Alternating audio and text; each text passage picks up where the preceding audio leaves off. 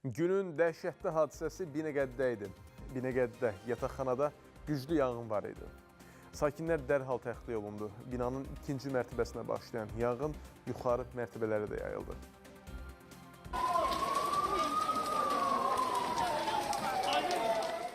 Binəqədi rayonunda güclü yanğın hadisəsi baş verib. Hadisə Ağasadıq Gəraybəyli küçəsində yerləşən yataqxanada qeydə alınıb və yanğın hadisəsi binanın ikinci mərtəbəsində başlayıb və digər mərtəbələrə də yayılıb.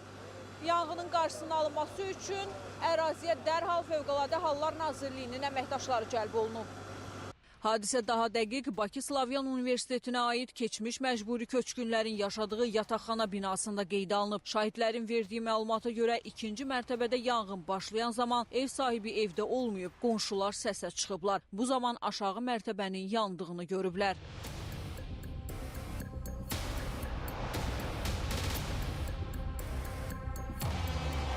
Evdə oturmuşduq, onda gördüm qonşu qapını döyür ki, Xatirə xala çıx, bu evi yanan, ninin yoldaşı.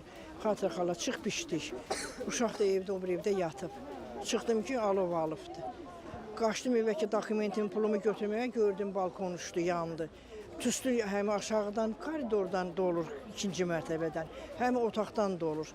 Gör, bir dənə uşağı dur, qızım qaçırtmağa qənimət bildim. Mən evdə yox idim, bu binadan zəh vurdular.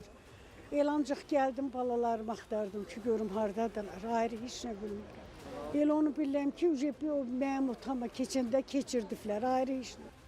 Yanğının yaxın bloklara keçməsinin qarşısı alınıb.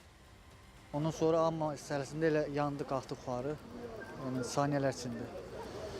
Fövqəladə sağ olsun, gəldi söndürməyə. Hətta bir xanım qalmışdı, bir arabada, onu da çıxartdılar. İkinci mərtəbə yananda bizi qonşular çıxartdı, mən yatmışdım evdə. Mən elə vəziyyətdə çıxdım ki, daha göz görmürdü. Daha ikinci mərtəbə töy yanırdı. 2-dən 3-ə də keçirdi. Həmin vaxtı da gördüm ki, evi tüstü basır, qara duman. Məcbur tez köynəyi də geyinmədən kutkanı atdım çiynimə, tez evdən çıxdım. Ailə üzvlərimi də çıxartdım.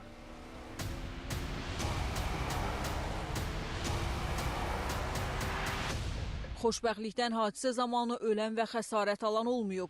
Yataqxananın 2-ci, 3-cü, 4-cü, 5-ci mərtəbə eyvanlarında yanar konstruksiyalar yanıb və içərisində bir dənə otaq 16 kvadrat metr sayədə yanıb. Bütün fövqəladə qüvvələr sayı nəticəsində dediyim kimi bayaq da vurğuladım, 30 nəfər binada yaşayan sakinlər təxliyə olunub, 3 nəfər də xilas olunub. Hadisənin dəqiq baş vermə səbəbləri aparılan araşdırmalardan sonra bəlli olacaq.